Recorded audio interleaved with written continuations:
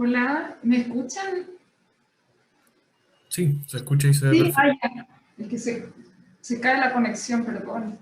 Ya, entonces, bueno, ya me presentaron, yo soy Alicia Charafe, trabajo en el Hospital Clínico Universidad de Chile, soy inmunóloga clínica, llevo varios años trabajando en VIH, la clase que me pidieron la enfoqué más que nada para atención fondo primaria, médico no especialista, con algunas de las cosas básicas que uno debiera saber sobre la enfermedad, sobre su fisiopatología, manifestaciones clínicas y después cómo proceder desde la sospecha diagnóstica hasta que llega la confirmación y qué podríamos hacer en el intertanto que el paciente llega al especialista. ¿Ya? Eh, bueno, el VIH, todo, me imagino que saben, es un virus que contagia al ser humano. Al producirse la infección, lo principalmente afectado es el sistema inmune y derivado de esto se produce una mayor predisposición a infecciones, a neoplasias y a patologías inflamatorias. ¿Ya? Algunas palabras sobre epidemiología, el VIH en el mundo, los reportes que dio ONU-SIDA al año 2020 muestran que 37 millones de personas están viviendo con VIH ese año, en su gran mayoría adultos, y más del 50% mujeres y niñas. ¿Ya? Esto es por el impacto que tiene la pandemia VIH en África, ¿ya? Allí la proporción de infección mujeres versus hombres supera el 50%, ¿ya? A diferencia de lo que ocurre en Chile, que la infección es predominantemente de hombres, ¿ya? Durante el 2020, 1,5 millones de personas contrajeron la infección. Lo importante es que debido a las campañas que se han realizado en todo el mundo y los objetivos de disminuir el contagio y la implementación de estrategias que buscan controlar la transmisión de la infección, se ha logrado disminuir el número y la comparación desde el pic que hubo en 1997 con lo reportado en el 2020, muestra una reducción del 52% de los contagios, ¿ya? De todas maneras, y a pesar de todas las campañas, 680.000 personas fallecieron a causa de enfermedades relacionadas con el SIDA y algo muy importante que el 27,5 millones tenían acceso a la terapia antirretroviral. Algo que probablemente van a escuchar mucho, se supone que acá al 2020, todos los que habían adscrito convenios con la ONU, deberíamos haber alcanzado estos 90, ya los 390, que ¿qué quieren decir? Que lo ideal es que el 90% de los infectados sepan su diagnóstico, de estos diagnosticados el 90% esté en tratamiento y de los tratados que el 90% esté indetectable, o sea, con supresión virológica, a raíz del uso correcto del tratamiento. En Chile, al año 2020, el 84% de los infectados está diagnosticado, el 73% estaba en tratamiento y de estos el 66% estaba indetectable, ¿ya? Lo que todavía nos pone muy lejos de lograr los 390, que fue lo que nos comprometió. Otra cosa importante que he hecho mucha noticia hasta el año pasado, prepandemia en el fondo, prepandemia COVID, el aumento importante del número de casos de VIH en Chile, ¿ya? Donde nos muestran como los ganadores en Latinoamérica. Y este es el gráfico de la tendencia hasta el año 2019, donde veíamos un aumento de casos sostenido en el tiempo. El 2020 bajaron los casos y esto es lo que ocurrió en todo el mundo debido al COVID y a la restricción al acceso a atención en salud. Y de esto es muy importante saber que, bueno, las noticias que nos ponían como los líderes en cuanto a los contagios de VIH, por eso se implementaron campañas de detección rápida. Y muchas noticias relacionadas porque tiene que ver con probablemente falta de educación, pero también con un factor muy importante que nosotros, se podría decir que éramos inexpertos debido a las migraciones. Aquí se demuestra que durante el año 2018 aumentó considerablemente el número de pacientes VIH positivo extranjeros que fueron incorporados a nuestro sistema de salud, ¿ya? Al año 2019, el 60% de los pacientes que se seguían por VIH en Chile en el sistema público eran chilenos y el 40% extranjeros, ¿ya?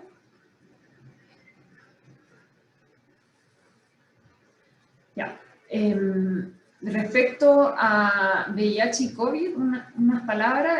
Antes se pensaba que el VIH no era un factor de riesgo para complicaciones relacionadas a COVID-19. Hoy en día la evidencia apoya todo lo contrario.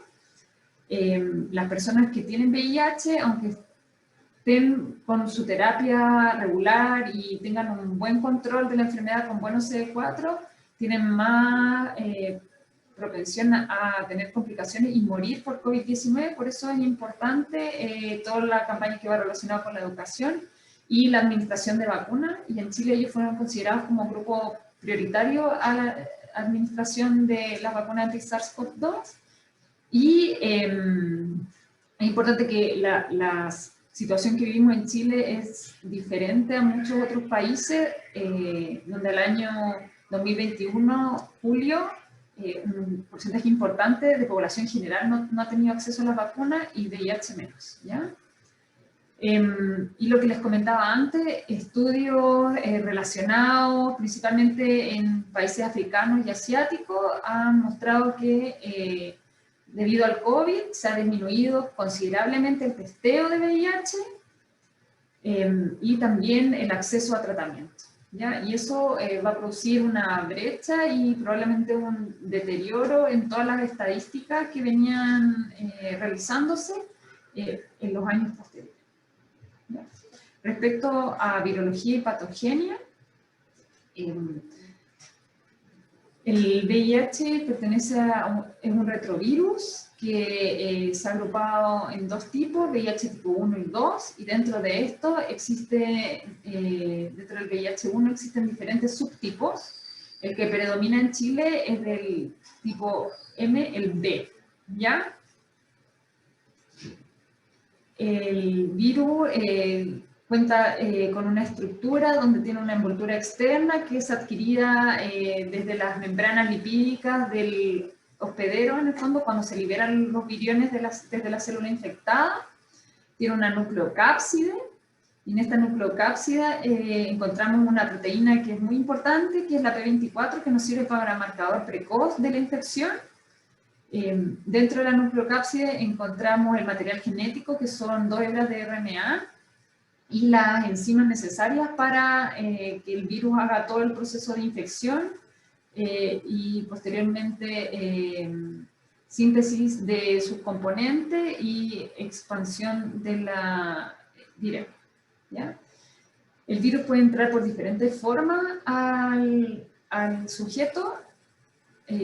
Las estrategias que utiliza son diferentes si se enfrenta a un epitelio columnar o un epitelio estratificado, ¿ya? Cuando es epitelio columnar, como podría ser la vía digestiva, puede infectar la célula, ¿ya? Si es que esta cuenta con los receptores que el virus requiere, puede ser transportada hacia el otro lado mediante la transcitosis, o puede transmigrar a través de células, por ejemplo, del sistema inmune que exponen prolongaciones hacia el lumen para transportarlo en su proceso normal de presentación de antígeno, ¿ya? En cambio, en el epitelio estratificado requiere que haya una disrupción de la barrera para poder así entrar libremente y así contagiar a las células del sistema inmune que se encuentran ya en subcutáneo. La entrada a la célula de este virus requiere una interacción compleja entre sus componentes y receptores y correceptores en la célula blanco.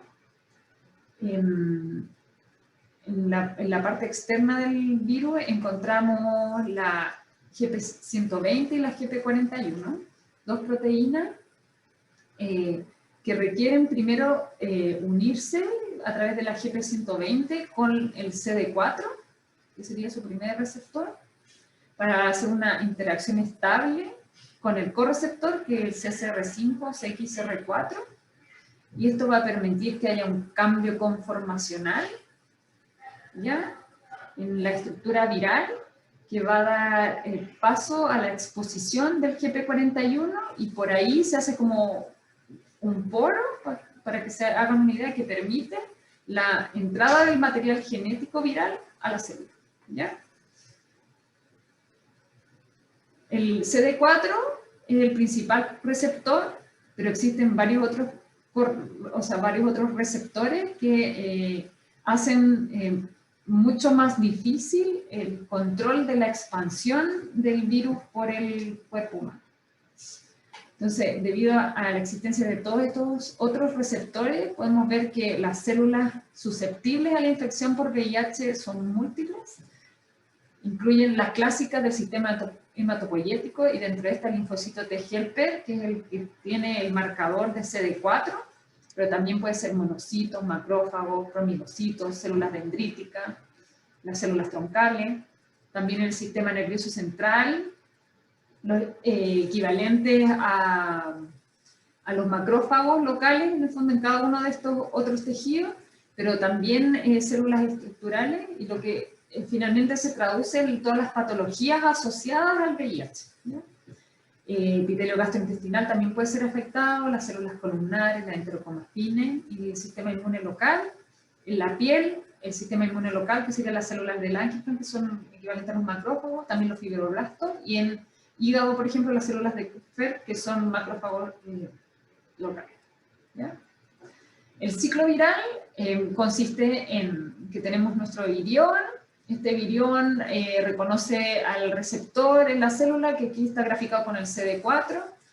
Existe la interacción que ya les expliqué con el correceptor. Se abre este poro, se libera el material genético, y el material genético, para poder incorporarse al material humano, requiere ser convertido de RNA a DNA, y para esto utiliza una enzima que trae el mismo virus, que es la transcriptasa reversa. Este DNA proviral, gracias a otra enzima que también tiene el virus, que se llama integrasa, puede situarse dentro de nuestro material genético y quedar almacenado, ¿ya?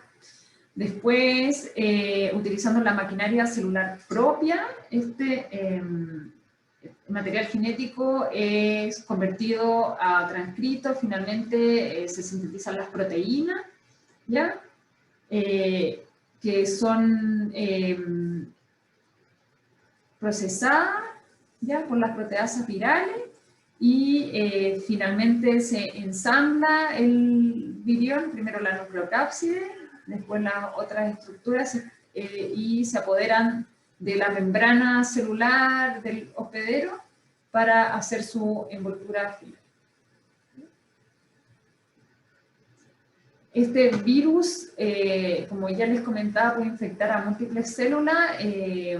La mayor diseminación se logra cuando infecta las células inmunes, principalmente células dendríticas y macrófagos, los cuales viajan por torrente circulatorio a los ganglios linfáticos, donde ahí, en su función normal, presentan los antígenos y la estructura de Noxas a los linfocitos, y al realizar esta interacción, que es muy estrecha, los viriones tienen acceso a los linfocitos, ¿ya?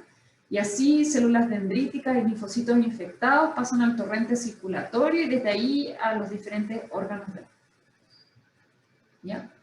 El VIH no solo produce daño por la infección directa de las células, los diferentes grupos celulares que ya nombré, sino también porque produce inflamación y activación de todo el sistema inmune, y este sistema inmune empieza a actuar y a proliferar y a liberar sustancias que aumentan y amplifican el daño y perpetúan la destrucción de los tejidos, ¿ya? Además, por ejemplo, si infecta epitelio, lo lleva a una disfunción epitelial o el endotelio endotelial y aumenta la producción de sustancias de daño, las que son reconocidas por el sistema inmune, y por esta otra vía vuelven a afectar y a amplificar la cascada de la inflamación. Clásicamente, la respuesta inmune contra el VIH, observamos que en una primera etapa, cuando hay una viremia aguda o la primoinfección, el sistema inmune intenta controlar la diseminación activando la respuesta inmune local, innata y después la adaptativa, y esto se traduce en aumento de los linfocitos T citotóxicos y de los CD4. Luego llegamos a una fase de equilibrio, donde en el fondo nuestro sistema inmune logra mantener a raya la proliferación viral, pero no la logra contener y llevar a cero. Y cuando después hay una explosión de la viremia porque ha superado las barreras naturales de contención del sistema inmune, los CD4, los CD8 decaen, al igual que los anticuerpos neutralizantes. Y ahí entramos a la etapa C. ¿Ya? Y este es un ejemplo de lo que puede suceder a nivel de diferentes tejidos, específicamente en el intestino. Si aquí en la primera representación tiene que ver con un intestino normal, donde tiene su epitelio, la flora comensal, los CD4 intraepiteliales y la circulación sanguínea, pero al aparecer el virus, que es este asterisco, hay destrucción del epitelio, hay disrupción de la barrera, normalmente aquí estructurada, comienza a haber un desbalance entre las bacterias que son comensales y las bacterias patógenas, y al existir esta disrupción favorece la translocación bacteriana, y eso a la larga lleva a un aumento de sustancias inflamatorias que van a atraer mayor número de células inmunes, las cuales van a estar más expuestas al virus VIH y se van a contagiar en esta misma zona, y van a, con su sustancia inflamatoria, van a aumentar el daño del tejido con una disfunción completa en la absorción, y finalmente, ¿a qué nos lleva? A la desnutrición crónica y a la diarrea crónica de un paciente en etapa SIDA. Las diferentes alteraciones que puede dar en el sistema inmune el VIH no solo es la disminución cuantitativa de las células, sino su función.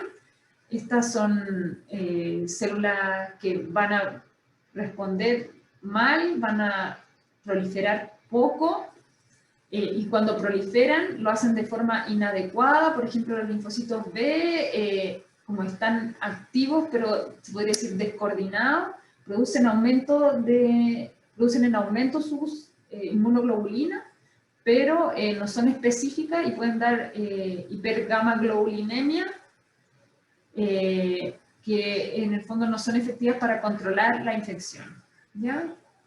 Disminuir la producción de nuevos anticuerpos contra antígenos presentados, por ejemplo, mala respuesta a vacuna. Los linfocitos TCD8 y las células NK también tienen disminuida su función citotóxica. Los monocitos, que tienen que ver con la respuesta inmune innata, ya no son tan capaces de fagocitar y destruir a otros microorganismos. El efecto directo del virus sobre las células hace que en el fondo ya no sigan su ciclo vital normal, que tiendan a formar sincicios, o sea, que se unan y por lo tanto no son funcionales, y además favorece la apoptosis. Ahora, recordando un poco lo que les comenté respecto a que este virus tiene la capacidad de integrarse a nuestro DNA, eso favorece la formación de reservorios, ¿ya? Y existen estos reservorios, lo que van a hacer es mantener un virus latente no necesariamente en proliferación activa, pero que ante situaciones que disminuyan el control, por ejemplo, un paciente que está en terapia antirretroviral y que la suspende, desde los reservorios pueda volver a como reponerse la viremia, ¿ya? Existen sitios anatómicos porque actúan como santuarios, son de difícil acceso al sistema inmune, por lo tanto no hay inflamación y no se favorece la replicación del virus, como son los ganglios linfoides, el sistema nervioso central, el tracto genital, la médula ósea y el timo, y células que actúan como reservorio, el CD4 de memoria, los CD4 vírgenes que están en reposo, los linfocitos B, los macrófagos y las células dendritas. Ahora, respecto a la historia natural, este gráfico que me imagino muchos lo han visto, tiene que ver con cómo progresa la infección por VIH sin que, en caso de que nosotros no hagamos ninguna medida terapéutica. Entonces, esta es el recuento de los CD4 y esta es la viremia. Cuando adquiere la infección, los CD4 caen rápidamente porque son una de las células más infectadas y la viremia hace su pic. Después llegamos al equilibrio, ¿ya? Donde la viremia es detectable, pero habitualmente no es muy alta, y en ese tiempo es la infección asintomática, habitualmente, o con síntomas leves, y los CD4 repuntan un poco, pero después empiezan a decaer por esta exposición crónica al virus, ¿ya? Cuando los CD4 han caído bastante, habitualmente menos de 200, empezamos a tener ya las manifestaciones clásicas del SIDA, que lleva finalmente a la muerte. ¿De qué cuadros clínicos nosotros nos podemos enfrentar cuando una persona es infectada por VIH? Está la infección primaria o el síndrome retroviral agudo, la asintomática o de latencia, la asintomática precoz y la infección avanzada o SIDA, ¿ya? El CDC clasificó con letras y números, en el fondo, a los pacientes para darle una estratificación según la presentación clínica y su recuento de CD4. ¿Ya? La categoría C, que es la condición SIDA, incluye a los CD4 que son menos de 200 y a cualquiera que tenga patologías que son indicadoras de SIDA, ¿ya? Que las vamos a ver en detalle un poquito más adelante. Esta categorización clínica que se realiza, uno la usa al momento del diagnóstico, ¿ya? Y después en el seguimiento no es tan útil, nos sirve para ver cómo, en el fondo, cuánto es lo peor o cómo llegó el paciente, pero nos sirve mucho como para hacer seguimiento, ¿ya? Porque va modificándose según si hacemos o no medidas para paliar la enfermedad. Ya, la infección primaria, que esto es muy importante porque el principal lugar donde uno pudiera hacer diagnóstico de VIH es la atención primaria o los servicios de urgencia. Muchas estrategias de testeo tienen que ver con la realización sin miedo de la prueba del VIH en estas instancias de salud, ¿ya? La prima infección es frecuente, puede ser hasta en el 90% de los pacientes. Habitualmente ocurre dentro de las 3 semanas después de que se expuso al virus, y clásicamente el cuadro es como una gripe, ¿ya? Con fiebre, con adenopatías, dolor de garganta, puede haber exantema hasta en un 70% y cambio en el hemograma, que es una linfocitosis atípica. Entonces, al final, si uno se enfrentara con cualquier cuadro respiratorio, debiera pedir un VIH, ¿ya? Las manifestaciones clínicas de esta primera infección pueden ser muy variadas, heterogéneas, comprometiendo diferentes sistemas, y pueden haber artralgia, mialgia, adenopatía, alteraciones cutáneas como el exantema, pero también puede haber urticaria, descamación, dermatitis seborreica, úlceras mucocutáneas, alopecia. cefalea, dolor retroorbitario, meningoencefalitis, neuropatías periféricas, radiculopatía, Guillain-Barré, gastrointestinales, candidiasis oral, náuseas, vómito y diarrea. Ojo que en el síndrome retroviral agudo, cuando el CD4 puede disminuir tanto que uno podría tener manifestaciones como clásicas de la etapa C en un retroviral agudo y que después desaparecen espontáneamente porque se recuperan los CD4. ¿Ya? Existen patologías marcadoras clásicas de la etapa B, son como la fiebre, la diarrea de más de un mes de evolución, la angiomatosis basilar, candidiasis oral o vulvovaginal, displasia cervical, carcinoma in situ, leucoplasia oral vellosa, el herpes zóster, el púrpura trombocitopénico idiopático, la listeriosis, enfermedad pelviana inflamatoria y las neuropatías periféricas. ¿Ya? Y las patologías marcadoras de etapa C, uno suele tener presente las que son infecciosas con un marcado descenso de los CD4 bajo los 200 CD4. Y ahí está el neumocistis, histoplasmosis, toxoplasma, los herpes diseminados, y más abajo, con menos de 50 de recuento CD4, el citomegalovirus y el MAC. Que son las micobacterias no tuberculosas. Entonces, existen múltiples patologías infecciosas y también cuadros específicos asociados al VIH, como la encefalitis por VIH, la demencia, las neumonías recurrentes y el síndrome de desgaste, la leucoencefalopatía multifocal progresiva, ¿ya? También las neoplasias, el cáncer cervicuterino, el Kaposi y los linfomas. ¿Ya? Además, importante que sepan que existen diferentes fenotipos de progresores. Hay pacientes, porque la historia natural dice que en el fondo uno se infecta, sí que hace el retroviral agudo, después puede haber una latencia entre 5 y 7 años para llegar a la etapa C. ¿Ya? Pero hay pacientes que en un periodo corto desde la primera infección pueden llegar a etapa C, eso en 1 o 2 años. Hay progresores que son muy lentos, que puede que pasen 15 o 20 años hasta que empiezan a tener deterioro en su sistema inmune y otras manifestaciones. Y hay otro grupo que se llama controladores de leaks, que son aquellos que su sistema inmune es tan potente que no requieren terapia antirretroviral para mantener la carga viral en cero. ¿Ya? Y esto, ¿qué tipo de progresor va a ser? Depende de qué tipo de virus se contagió, factores propios del huésped, y aquí está incluido la producción de anticuerpos neutralizantes y los factores ambientales. ¿Cómo diagnosticamos VIH? Existen múltiples métodos diagnósticos, pero los más usados son el ELISA, ¿ya? Como en etapa inicial de screening, y el de confirmación suele ser un Western blot o un radioinmunoanálisis, ¿ya? El ELISA lo puse aquí para explicarlo con un poquito más de detalle porque es la misma técnica que se ocupa para los test que tomamos de sangre de laboratorio y para los test rápidos, ¿ya?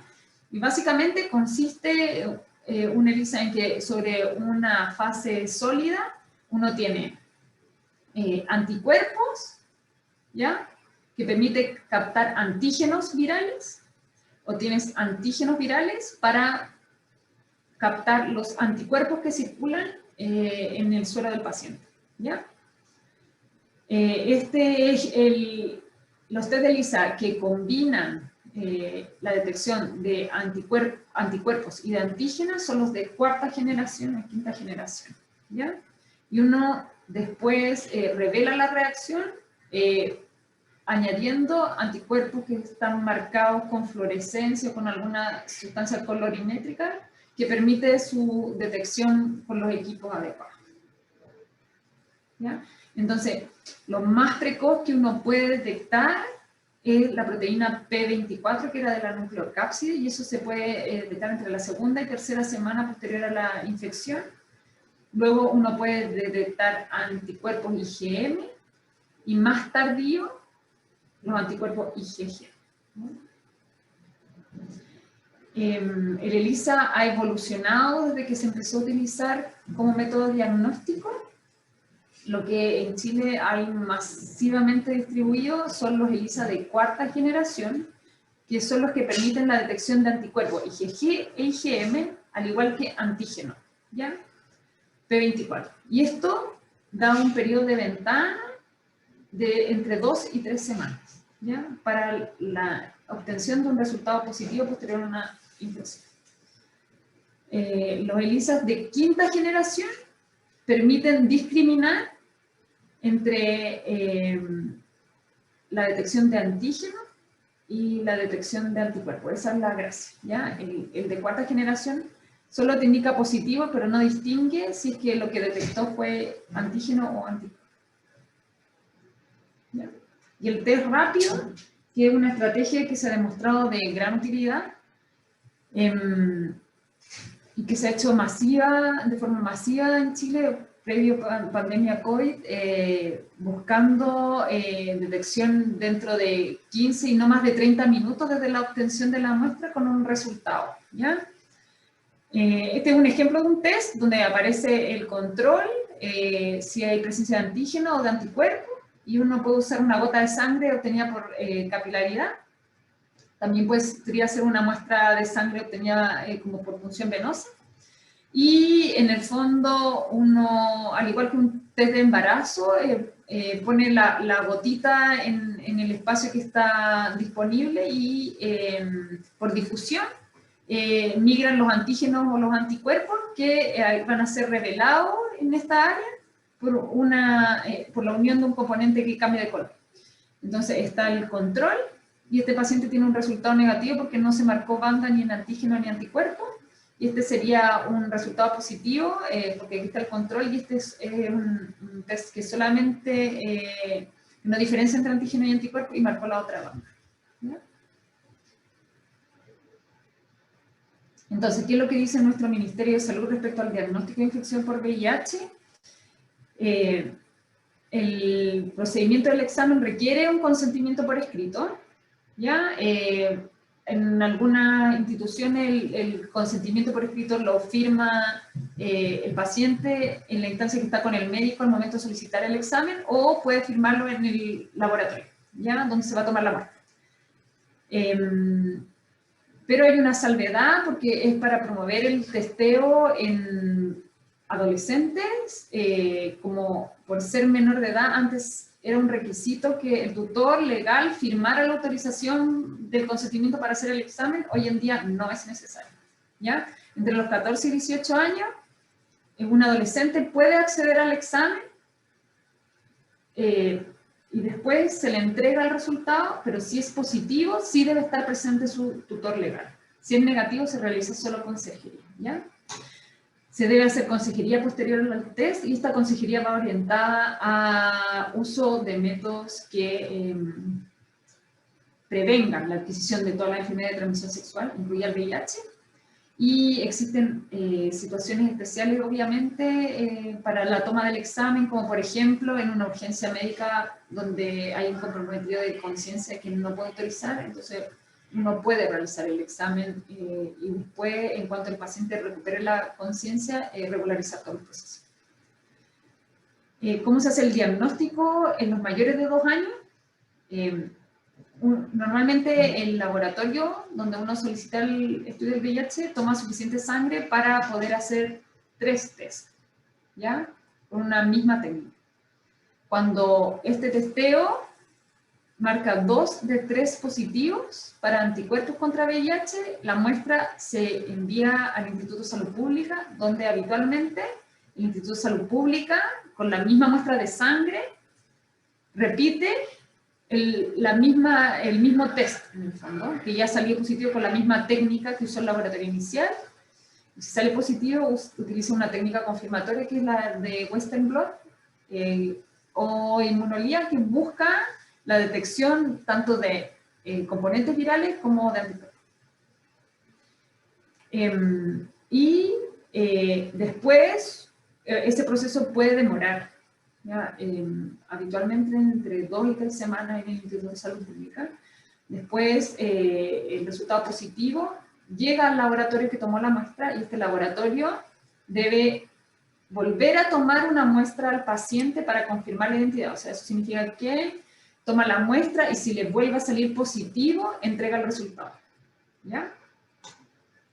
Y cuando uno da el resultado, este resultado debe ir por escrito con el papel y ahí uno entrega el documento del Instituto de Salud Pública y además hay que explicarle lo relacionado con esta enfermedad y lo que tiene que ver con el GIS. ¿Ya? ¿Qué hacemos luego de la confirmación? Como esto es lo más práctico. No olvidar que en el fondo la notificación y esta entrega de resultado, si se hizo el paciente como espontáneamente el examen, va a estar a cargo del médico responsable del laboratorio clínico donde se realizó el examen. Si es un médico particular, o en el fondo que lo atendió ya sea en el sistema público o privado, solicitó el examen, el resultado le llega a él, y él es el que debiera notificar al paciente, ¿ya? Si por cualquier motivo el médico que solicitó el examen no es accesible, el laboratorio tiene el deber de entregar el resultado. Cuando uno recibe el resultado y debe transmitírselo al paciente, idealmente debiera enfocarse en estos 5 puntos, ¿ya? En lo psicosocial, en la educación, en lo administrativo que es notificar, identificar a aquellos que deben requerir una evaluación, una derivación urgente, y además uno podría ayudar con algunos exámenes de laboratorio. Ya. En lo psicosocial, ¿qué hacemos? Tenemos que asegurarnos de que el paciente entiende el diagnóstico. Recibir el diagnóstico de VIH lleva mucho estigma social, y además hay mucha ignorancia detrás de la enfermedad, del manejo, complicaciones, entonces uno debiera tomarse el tiempo de explicarle y asegurarnos de que entiende, ¿ya? Lo que nosotros le estamos entregando. ¿Ya? Reforzar la creación de redes de apoyo, porque es muy importante que el paciente tenga al menos una persona de confianza, sea de su núcleo o exterior, a la cual le refiera el diagnóstico, ¿ya? O un psicólogo, alguien con el cual poder recurrir para, en el fondo, procesar el duelo, aceptar finalmente el diagnóstico y, por si tuviera cualquier complicación, alguien que nos pudiera hacer saber en una instancia de salud que este paciente padece esta patología, ¿ya? Y no olvidar que el VIH se asocia a otras morbilidades dentro de las psiquiátricas que son muy importantes como la depresión, ¿ya? Y esto también uno debería identificarlo para hacer los tratamientos oportunos. ¿Y en qué temas vamos a educar? En la prevención de infecciones de transmisión sexual. Los pacientes o muchas personas piensan que si se contagian el VIH no les va a pasar nada más y desconocen que hay otras infecciones que se portan mucho peor cuando uno tiene VIH, como por ejemplo el virus hepatitis B, el virus hepatitis C, la sífilis, ¿ya? Entonces uno debiera profundizar en todos los métodos que tienen que ver con la prevención de enfermedades de transmisión sexual y en esto el preservativo es fundamental.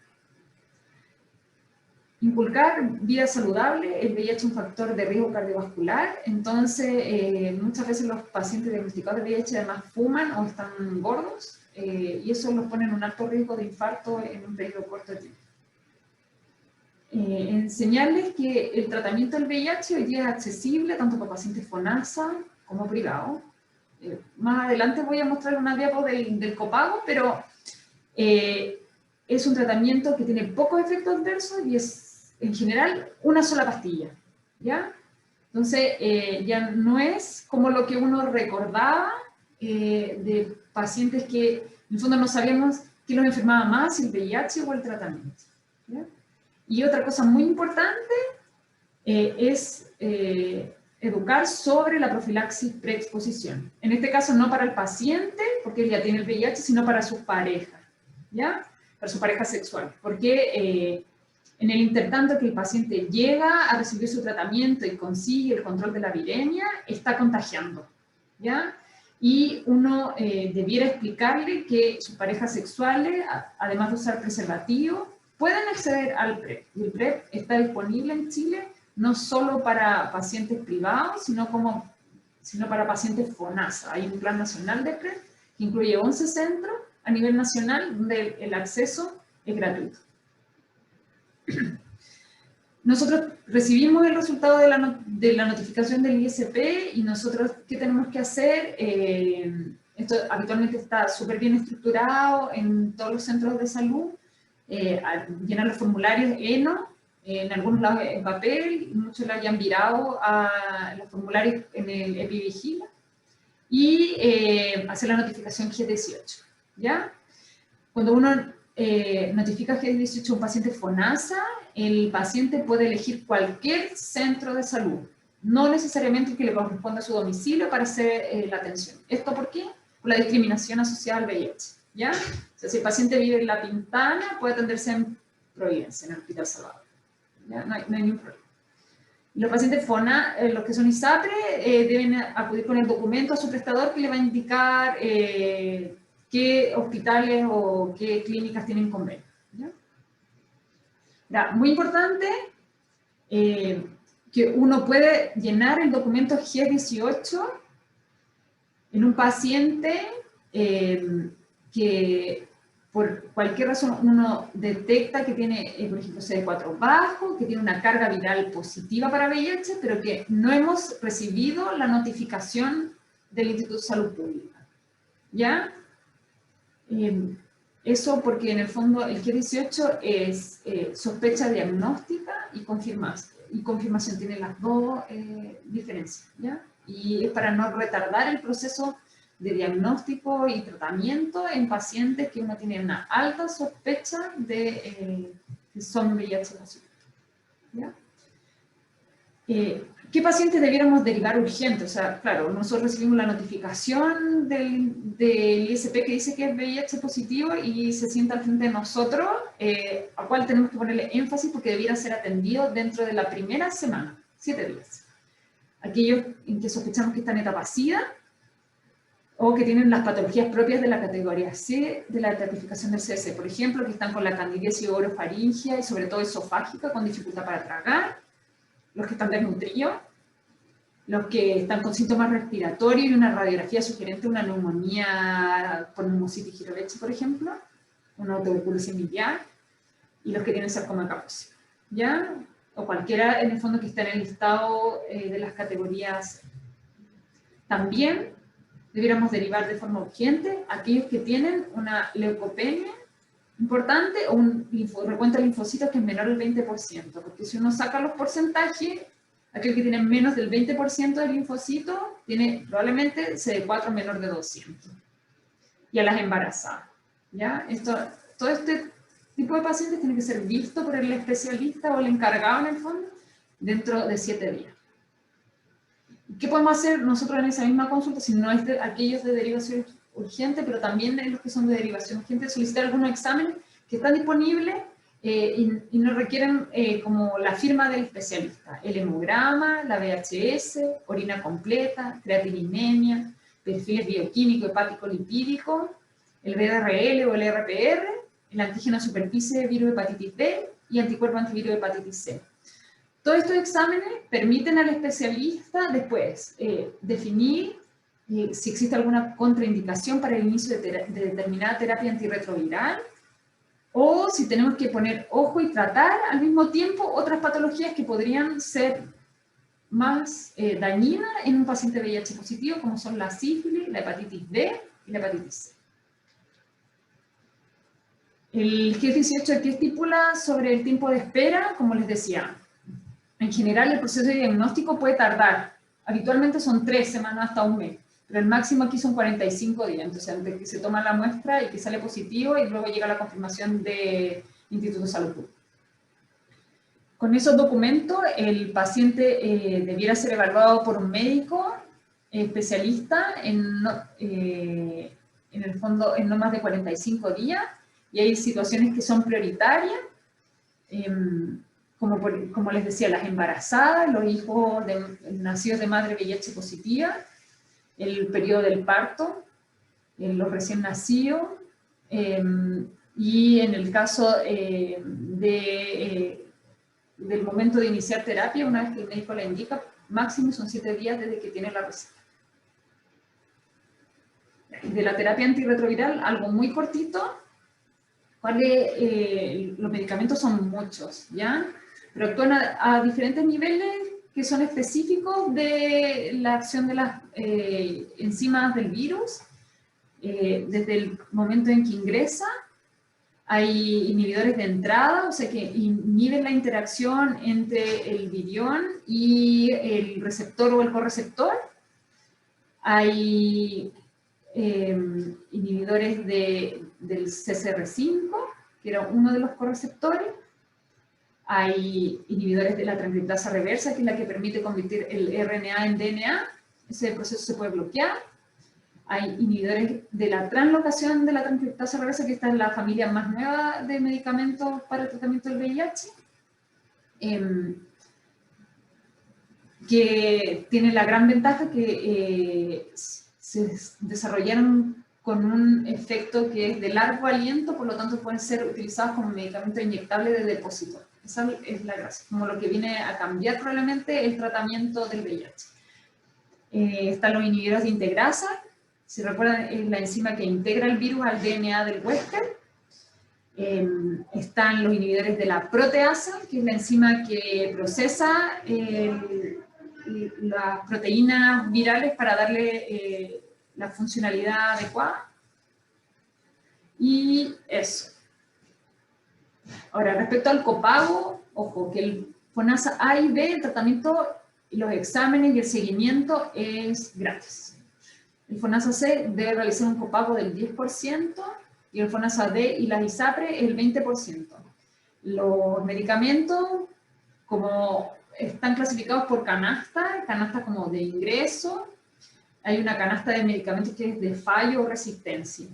¿Ya? Para la canasta estándar de ingreso, el arancel más o menos calculado es de 121.000 pesos y lo que debieran pagar está en torno a los 25.000 pesos. Es el copago mensual que realizan los pacientes. ¿Ya?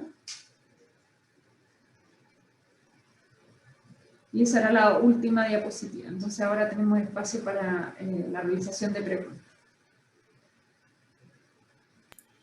Muchas gracias, doctora. Sí, ahora tenemos 10 minutos para la sección de preguntas y respuestas. Y acá le hicieron varias preguntas en esta sección.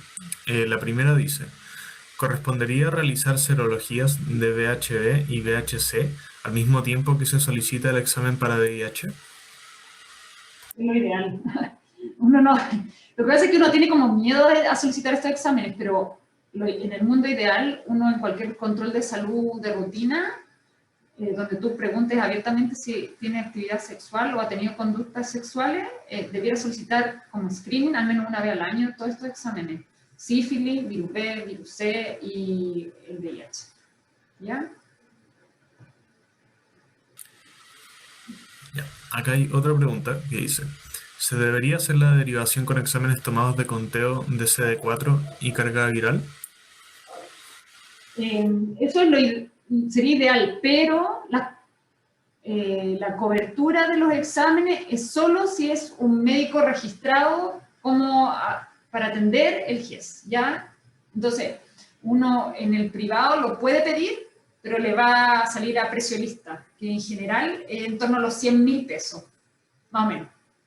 ¿Ya? En cambio, cuando lo solicita el médico que es prestador G18, tienen un copago que es como de 5.000. ¿Ya? Entonces, esa es la diferencia. Ahora, con el hemograma, como les comenté, uno puede hacer una aproximación importante de cuál es el deterioro del CD4 que tiene el paciente. ¿Ya? Entonces, yo no perdería el tiempo solicitando estos exámenes, sino los general. ¿Ya? Ahora, distinto del escenario si uno, por ejemplo, trabaja hospitalizado y recibe un paciente donde tú sospechas que tiene un VIH, ¿ya? Aparte de pedirle los estudios, el ELISA de VIH, uno si tiene alta sospecha pudiera pedir CD4 y carga para etapificarlo y así iniciar tratamientos precozmente, porque como les decía, si eso sale alterado, si tiene una carga viral positiva para VIH, es VIH, aunque el ISP no lo haya dicho. Uno ahí podría hacer notificaciones para que sea ingresado al GIS y reciba el tratamiento, ¿ya? Y no haya que esperar las 3 o 4 semanas de todo el proceso de confirmación. Acá otro congresista pregunta, ¿un paciente con sospecha de neumonía lo daría urgencias inmediatamente para que consulte o se espera dentro de los 7 días? Es que si tiene sospecha de VIH y una neumonía, debería verse rápidamente, ¿ya? Más urgente dentro de la extensión de la neumonía, porque los pacientes VIH pueden tener con mayor frecuencia la neumonía adquirida en la comunidad, ¿ya? Y eso uno pudiera intentar manejo con los mismos medicamentos ambulatorios, en el fondo, de lo que uno le deja a cualquier persona de la misma edad, con los mismos comorbilidades, en el fondo, con los tratamientos que están especificados.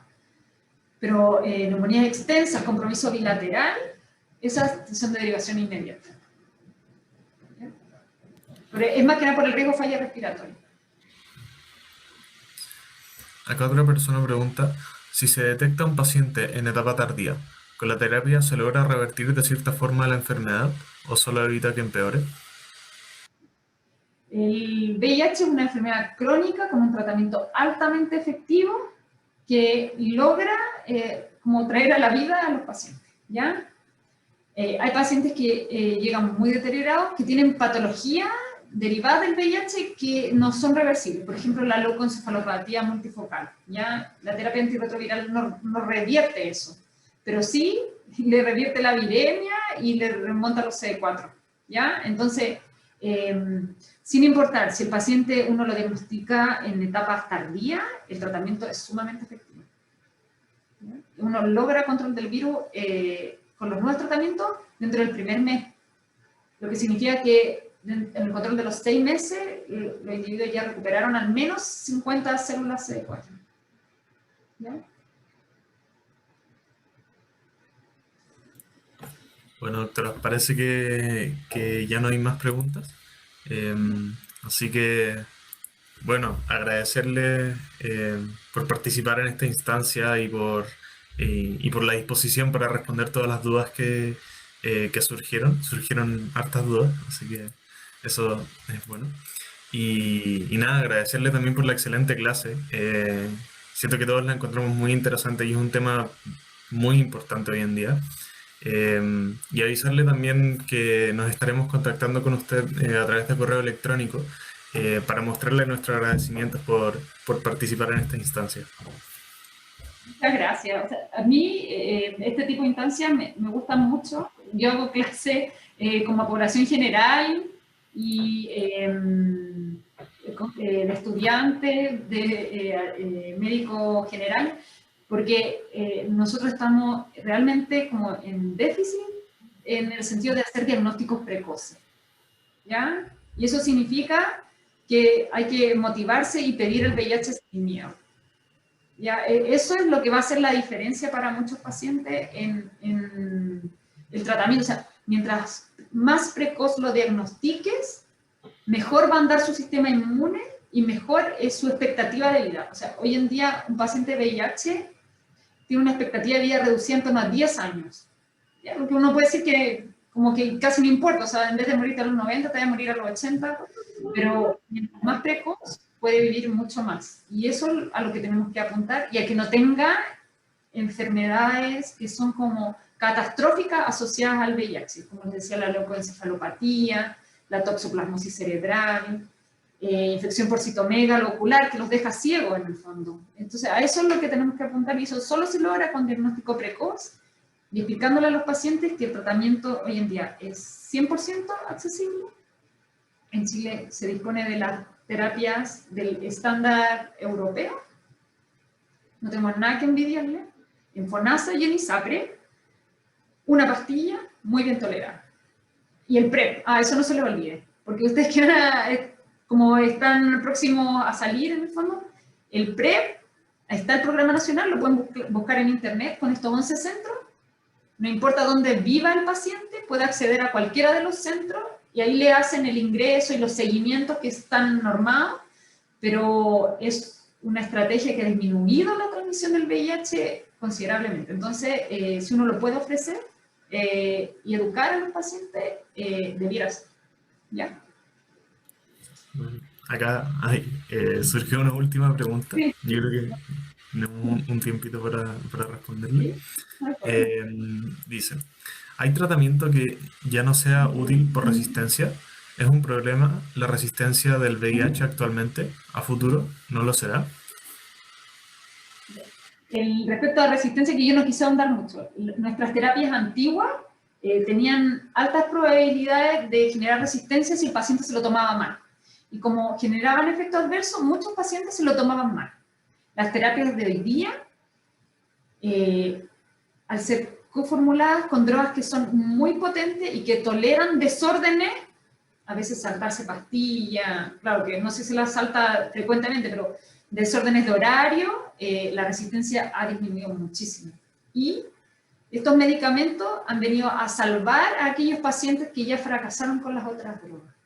Entonces nos permiten darles tratamientos que a veces son incluso de biterapia, no triterapia, pero que aún así controlan el virus, ¿ya? Y hacen una vida normal, ¿ya? Eso es lo más importante porque al lograr tratarlo, los pacientes hacen vida completamente normal, ¿ya?